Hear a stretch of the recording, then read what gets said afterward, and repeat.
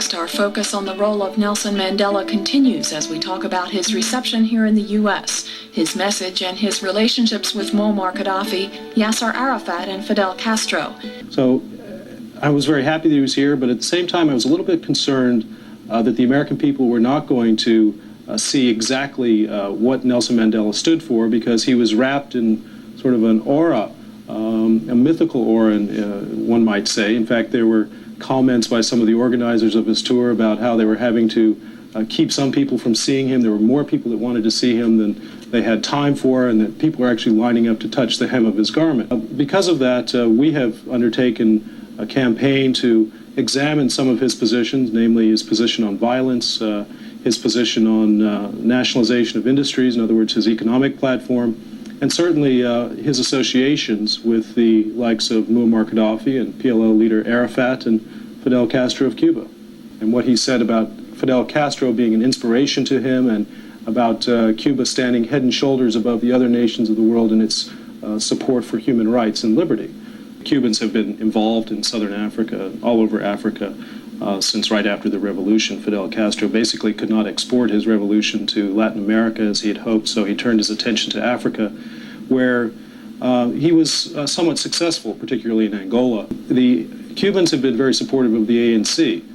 Intelligence sources tell me that indeed, since Gorbachev came to power and the Soviet pullout of Africa, the end of the Brezhnev doctrine, at least putting it in cold storage for a while, the Cubans have been picking up logistical assistance, intelligence assistance for Umkhonto Wesizwe, which is the armed wing of the African National Congress. And they did adopt violence in the 1950s after being a nonviolent movement.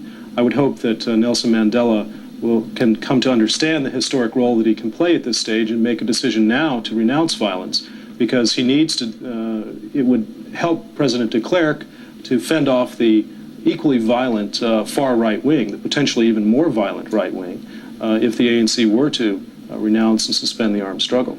I think it's very troubling and quite telling, frankly, that Nelson Mandela didn't want to comment on the internal affairs of these other countries, saying we shouldn't interfere. We, the ANC, shouldn't be examining the internal policies of Libya or Cuba. But at the same time, he's calling for us to interfere in the sovereign affairs of South Africa.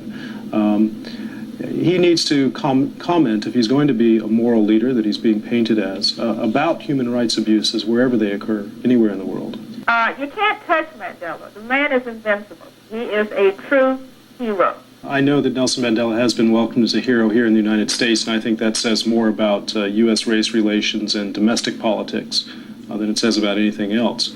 I just could not find myself supporting the armed assistance to the ANC because they don't share those values. I would encourage Nelson Mandela to adopt the ideology of Martin Luther King of nonviolence. I think it's a morally superior position to the violent position. I think he'd get a lot further a lot quicker.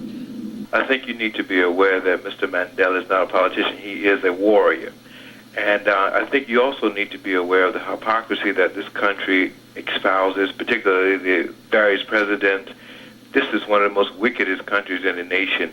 And for white Americans... South Africa or the United States? No, the United States, including the white supremacist theory that suggests that because the values are different, that is somewhat should be inferior to the arrogance of the Western mind. It troubles me that there are such attitudes in this country, and I, for one, do not believe that the United States or our system of government is, by any stretch of the imagination, wicked. I think we're a country of values, and of very civilized values.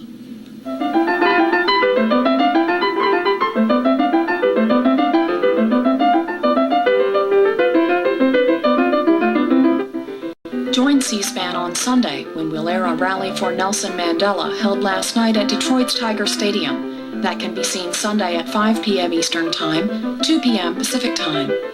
Up next, we pause for schedule information, and then we'll show you today's news conference held by President Bush.